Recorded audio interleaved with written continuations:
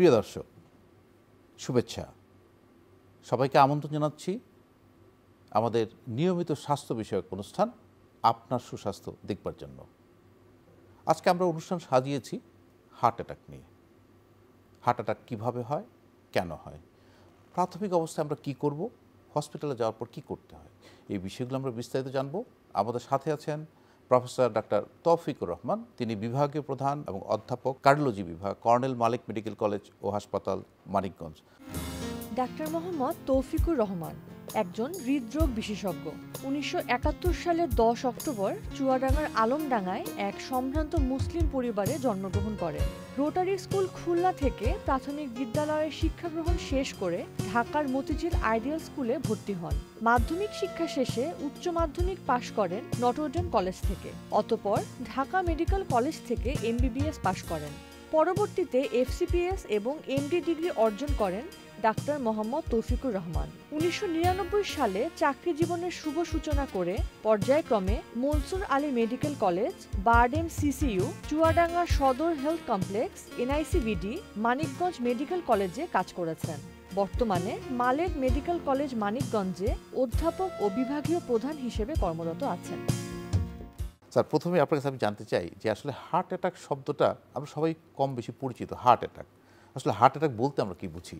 সাধারণত যেটা হয় যে হার্ট বন্ধ হয়ে যাওয়া অথবা হার্টের রক্তনালীর মধ্যে ব্লক হওয়া, এবং এই ব্লক হয়ে যায় হার্টের রক্ত সরবরাহ বন্ধ হয়ে গেলে হার্টের মাসেল ক্ষতিগ্রস্ত হওয়া।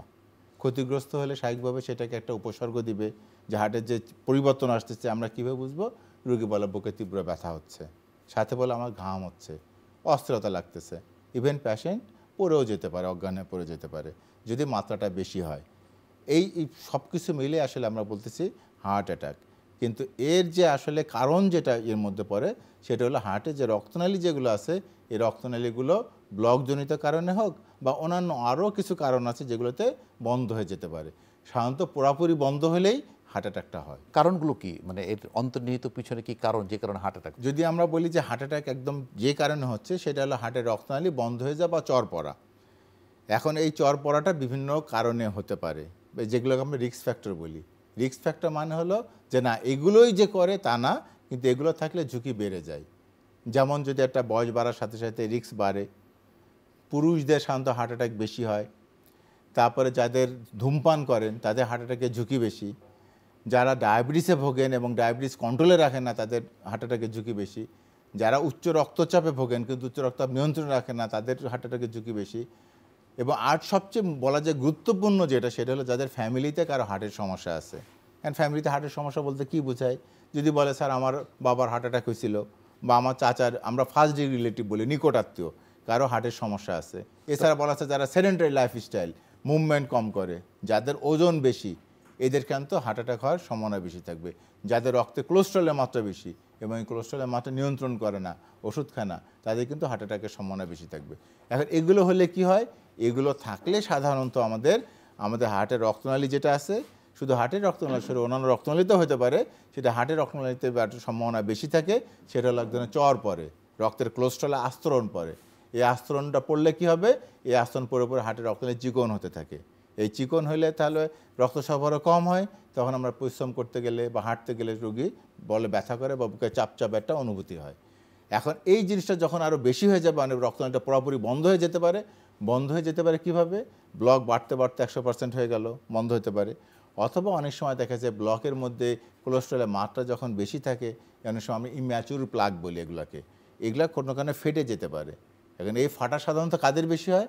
যারা রক্তচাপ নিয়ন্ত্রণ করে না, যারা ধূমপান করে। এবং বিশেষ করে এখন কোভিড যে সিচুয়েশন মানে চলে গেল, বা এখনও কিছু কিছু কোভিড তো আসলে আমরা যেটা বলি শেষ হয়ে যায় না, হয়তো আমরা প্রকোপটা বুঝছি না। এই কোভিডও কি করে, যেটা ব্লক আছে ব্লকটা রাপচার করে, ফলে এখানে কি রক্তের চাকা জমা হয়। রক্তের চাকা জমা হলে হঠাৎ করে রক্তনালী বন্ধ হয়ে যেতে পারে। এই বন্ধ হয়ে যাওয়ার কারণেই ওই হার্টের মাসেল যেটা ড্যামেজ হয়, এটাকে আসলে আমরা হার্ট অ্যাটাক বলতে। কোন কোন লক্ষণ থাকলে আমরা ধারণা করতে পারবো যে আমাদের হার্ট অ্যাটাক হয়েছে? হ্যাঁ, এটা খুব গুরুত্বপূর্ণ যেটি কারণে অনেক সময় আমরা কনফিউশন করি যে গ্যাস্ট্রিকের ব্যথা বা অন্যান্য ব্যথা, পিত্তথলির ব্যথা, এর সাথে আমাদের হার্টের ব্যথা কনফিউশন হয়ে যায়। এই বুকে ব্যথা, পেটে ব্যথা তো অনেক সময় ভুল করে যে আমার হার্টের ব্যথা হয়ে গেল কিনা।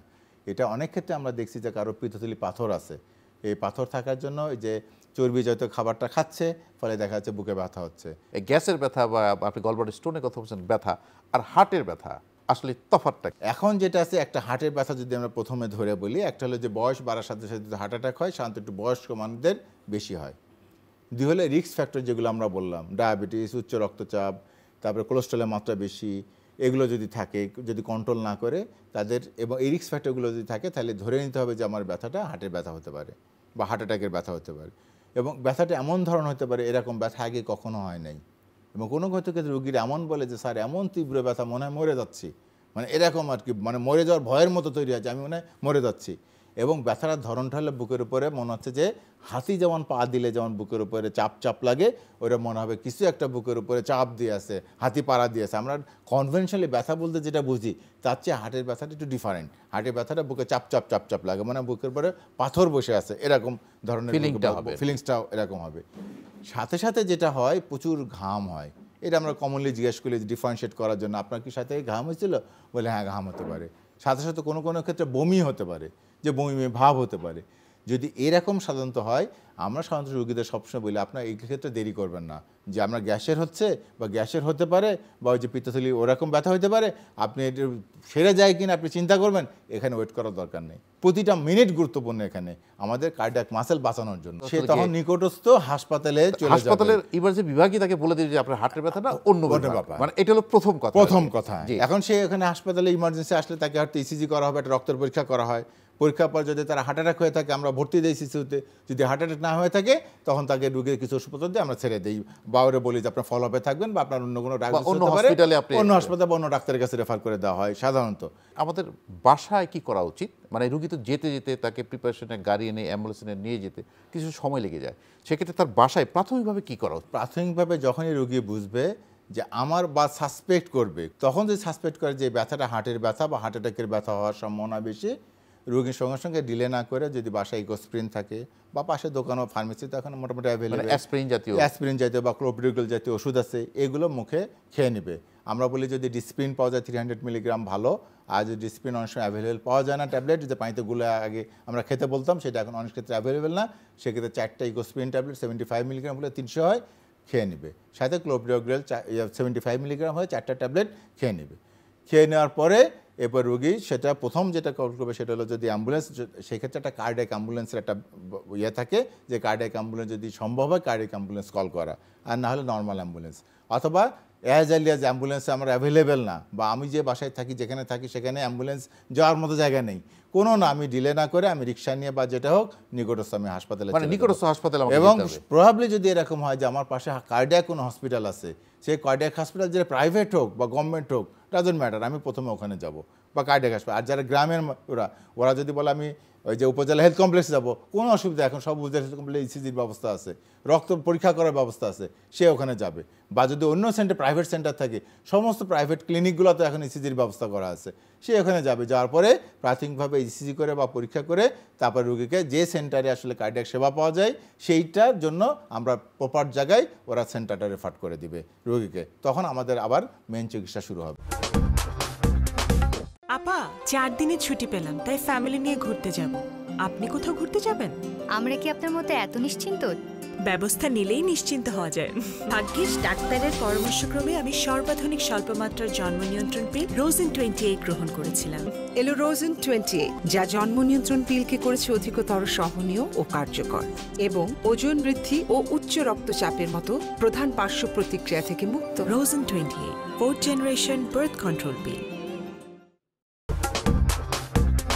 কার্ডিয়াক হসপিটালে যখন রোগীটা পৌঁছালো, তো ইনিশিয়ালি আপনারা কি করেন? আমরা কি কোনো ইসিজি করে কি আমরা কোনো ব্লক বুঝতে পারবো, বা আপনারা যে ইকো করেন বা রক্তের পরীক্ষা আমরা কোনো ব্লক বুঝতে পারবো? হার্ট অ্যাটাকের কারণটা ওই যে 90% ক্ষেত্রে এটা ব্লকের কারণ। কোনো কোনো ক্ষেত্রে দেখা যায়, ইদানিং আমরা আরও দেখতেছি, বিশেষ করে কোভিড পরবর্তী সময় রোগীর প্রচণ্ড বুকে ব্যথা এবং বয়স্ক পেশেন্ট, রিস্ক ফ্যাক্টরও আছে, রোগী আসছে, ঘামও হচ্ছে অতিরিক্ত, এবং রোগী ভর্তি দেওয়া হয়েছে, এবং ইসিজি এরকম একদম হুবহু ইসিজি হার্ট অ্যাটাকের ইসিজি এরকম সমস্যা চলে আসছে। কিছুক্ষণ পরে দেখা যাচ্ছে যে আমরা হয়তো কিছু ওষুধ, ব্যথার ওষুধ দিই প্রথমে, রোগী তার ব্যথা কন্ট্রোল করতে হবে, তারপরে কিছু ইকোস্প্রিন যে ক্লোপিডোগ্রাল ওষুধ দেওয়া হয়, এবং 10 মিনিট বা আধা ঘন্টা পরে ওই যে আমরা যে ইনজেকশন দেই, এই করার আগেই দেখা যাচ্ছে রোগীর ব্যথা কমে গেছে, রোগীর ইসিজি আবার নর্মালি চলে আসছে। এটা সাধারণত অনেক ক্ষেত্রে হয় রোগীর নখনালীতে স্পাজম হয়, রোগীর রক্তনালী চাপ দিয়ে ধরলে হার্টে রক্ত সরবরাহ হয় না, ফলে রোগীর এই সিমটমগুলো হতে পারে। তো ব্লকের পাশাপাশি আমার কিন্তু স্পাজমের কারণেও আমার কিন্তু এরকম হতে পারে। অনেক সময় দেখা যায় যে রোগী আপনাদের কাছে গিয়েছে, ইসিজিতে কোনো চেঞ্জ নেই, কিন্তু আপনারা বলছেন যে এমআই, এটা কি কারণে? হ্যাঁ, ধন্যবাদ। এটা আরেকটু গুরুত্বপূর্ণ জিনিস, কেন অনেক ক্ষেত্রে এটা মিসলিড করে। আমাদের এমনও যে বহুত রোগী আছে যেগুলো কি হচ্ছে, বুকে ব্যথা নিয়ে আমাদের জাতীয় হৃদরোগ হাসপাতালে ইমার্জেন্সিতে আসছে, যখন আমাদের ট্রোপোনিনায় পরীক্ষা হতো না তখন আমরা ইসিজি করতাম, ইসিজি করে ইমার্জেন্সি দেখা যাচ্ছে ইসিজি নর্মাল, রোগীকে বলা হচ্ছে যে আপনি বাসায় যান, আপনার ইসিজি ভালো আছে, অন্য কারণে ব্যথা হচ্ছে। দেখা যাচ্ছে রোগী বাসায় যেতে যেতে অথবা বাসায় যাওয়ার পরে বুকে আবার প্রচণ্ড ব্যথা হচ্ছে, রোগী দেখা যাচ্ছে ওই বাসায় আবার হাসপাতালে আসতে আসতে রোগী মারা গেছে। এরকম অনেক ইনসিডেন্স বা আমরা অনেকগুলো দেখার পরে এরপরে আমরা ইমার্জেন্সিতে একটা সিস্টেম ব্যবহার করলাম যে অবজারভেশন রুম বা অবজারভেশন বেড, ইমার্জেন্সিতেই 8-10টা বেড রেখে দেওয়া হলো। তখন আমরা 1 ঘন্টা পর পরে ইসিজি করতাম যে আসলে ইসিজি চেঞ্জ আসে কিনা। দেখা যাবে যে রুগীটার প্রথমে হয়তো অ্যাটাক হয়েছে, ইসিজি চেঞ্জ আসে নাই তেমন, হয়তো আধা ঘন্টা 1 ঘন্টা পরে বা 2 ঘন্টা পরে ইসিজি চেঞ্জ আসছে, হার্ট অ্যাটাকের মতো ইসিজি চলে আসছে, তখন আমরা আবার রুগীকে ভর্তি দিয়ে আবার সিসিউতে দেই, মানে সেক্ষেত্রে 3-4 ঘন্টা আমরা অবজারভেশনে রাখি। কিন্তু ট্রোপোইন আসার পরে যেটা সুবিধা হয়েছে যে এখন তো আবার হাই সেন্সিটিভ ট্রোপোইন আছে যেগুলো 1 ঘন্টার মধ্যেই আমাদের হার্ট অ্যাটাক হয়েছে কিনা আমরা বুঝতে পারি। অনেক ক্ষেত্রে দেখা যায় যে হার্টের ড্যামেজ হয়েছে বা হার্ট অ্যাটাক হয়েছে, কিন্তু ইসিজিতে আসলে আসতে সময় লাগে বা ইসিজিতে আসে না, অল্প অ্যাটাক হয়েছে, ইসিজিতে আসে না, তখন সেক্ষেত্রে আমরা ট্রোপোনিন 9 নামে একটা পরীক্ষা আছে, এই পরীক্ষাটা করতে দেই।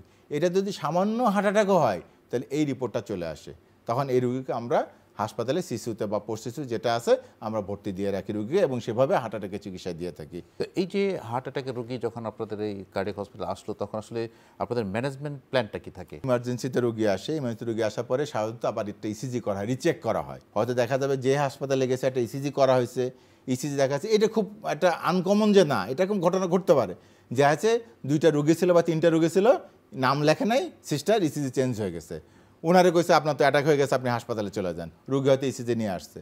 এই জন্য রিচেক করার জন্য একটা ইসিজি করা হয়। ইসিজি করার পরে যদি দেখা যায় হ্যাঁ কনফার্ম হয়েছে হার্ট অ্যাটাক হয়েছে, তখন আমাদেরকে ইমার্জেন্সি থেকে ওই যে ইকোস্প্রিন কোভিডগুলো যদি বাসায় না খেয়ে থাকে সঙ্গে সঙ্গে ওখানে খাইয়ে দেওয়া হয়, খাওয়ার পরে সোজা সিসিউতে নিয়ে আসা হয়। সিসিউতে নিয়ে আসার পরে আমরা রোগীকে বেডে দেই এবং মনিটরের সাথে লাগাই দিই, কারণ মনিটরের উদ্দেশ্য হচ্ছে যে কোনো সময় যেতে হার্ট অ্যাটাক হলে রোগীর অনিয়মিত হৃদস্পন্দন বা কিছু খারাপ ধরনের হৃদস্পন্দন হতে পারে যেগুলো হঠাৎ করে হার্ট স্টপ হয়ে যেতে পারে, সেটা আমরা মনিটরে দেখি যে এরকম কিছু ঘটতেছে কিনা। আর একটা দেখি আমরা সঙ্গে সঙ্গে ব্যথা কমানো, ব্যথা হলে ওই যে হঠাৎ করে হার্ট বন্ধ হয়ে যাওয়ার ঝুঁকি থাকে, সেই জন্য ব্যথা কমানোর জন্য আমরা মরফিন, পেথিডিন যে ওষুধগুলো ব্যথা কমানোর, এই ওষুধগুলো আমরা দিয়ে নিই, দিলে রোগী ব্যথা কমলে মোটামুটি স্টেবল হয়। তারপরে আমরা ডিসিশন নিয়ে আসলে আমরা রোগীদেরকে 2 ধরনের মেন চিকিৎসা আছে। একটা হলো যে হার্টে যে ব্লক হয়ে রক্ত যে জমাট বাঁধছে, এই রক্ত জমাট বাঁধার ওষুধ সরাসরি দেওয়া যায়, অথবা আমরা রোগীকে যদি তাড়াতাড়ি রোগী আসে তাহলে ক্যাথল্যাবে রেডি করে ক্যাথল্যাবে নিয়ে যাই, যেটাকে আমরা প্রাইমারি পিসিআই বলতে। এই রোগীকে ক্যাথল্যাবে নিয়ে যাওয়ার পর আমরা এনজিওগ্রাম করি, এনজিওগ্রাম করবে কোন রক্তনালীর কারণে ব্লকটা হয়েছে বা অ্যাটাকটা হয়েছে সেটা দেখি, ওই রক্তনালীগুলো দেখা যায় অনেক রক্তের জমা হয়ে আছে, এগুলো ক্লিয়ার করে দেই, রক্তনালী খুলে দেই, ওখানে একটা রিং বসাই দেওয়া হয় যদি রিং লাগে, আর না লাগে রক্তনালী ক্লিয়ার করে দেওয়া হয়। আর যদি অন্যান্য ব্লক থাকে কোনো ক্ষেত্রে ব্লকগুলো আমরা রিং বসাই দিই, আর না হলে রোগীকে আমরা বলি পরবর্তীতে আপনার ওই রক্তনালীগুলোতে রিং লাগবে, আমরা সেকেন্ড স্টেজে ওই রক্তনালী ব্লক করে দিই। এখন কোনো জায়গায় তো আবার ক্যাথল্যাব অ্যাভেলেবেল না, বিশেষ করে আমার জেলা হাসপাতালগুলোতে এখানে অ্যাভেলেবেল না। একটা রোগী হচ্ছে সেই দিনাজপুর খাগড়াছড়ি বা ইয়েতে যেখানে ক্যাথল্যাব নাই, এখন ওখান থেকে যদি আবার ঢাকায় আসতে হয় অনেক সময় নষ্ট হবে। এই জন্য ওই প্রত্যন্ত অঞ্চলে যেসব রোগী আছে ওই রোগী ভর্তি হলে আমরা তখন একটা ইনজেকশন দিই, যেটাকে আমরা রক্তের চাকা যেটা জমা হয়েছে রক্তনালীর মধ্যে এটা গলানোর জন্য ইনজেকশন দেওয়া হয়, যেটাকে আমরা থ্রম্বোলাইটিস বলি।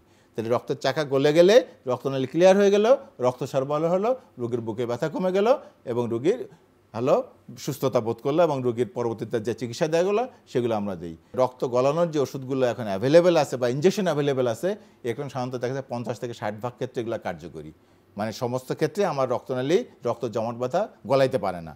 তো সেক্ষেত্রে আবার ওই রোগীর আবার এনজিওগ্রামের প্রয়োজন হয়। সেক্ষেত্রে আমরা এনজিওগ্রাম করলে তো আমরা রক্তনালী ব্লক দেখতেছি, সেক্ষেত্রে 100% ক্ষেত্রে আমরা ওই যে রক্তনালী যে ক্লট আছে বা রক্ত জমাট বাঁধা রক্ত আছে সেগুলো কিন্তু আমরা পরিষ্কার করি। প্রাইমারি পিসিআই যারা পেলো তাদের ক্ষেত্রে আপনারা একটা গোল্ডেন টাইম বলেন যে কত সময়ের মধ্যে আসলে প্রাইমারি পিসিআই এটা করা সম্ভব, আর কত সময়ের মধ্যে গেলে তার বেশি উপকার হয়? সাধারণত রোগী যদি আমাদের 2 ঘন্টার মধ্যে আসে সবচেয়ে ভালো, গোল্ডেন 2 ঘন্টার মধ্যে রোগী আসলে আমরা সাধারণত আমরা ডোর টু বেলুন টাইম বলি আর কি, আমরা 2 ঘন্টা হলে বলা, তবে আমরা 24 ঘন্টার মধ্যে আসলে সাধারণত আমরা এটা করতে পারি।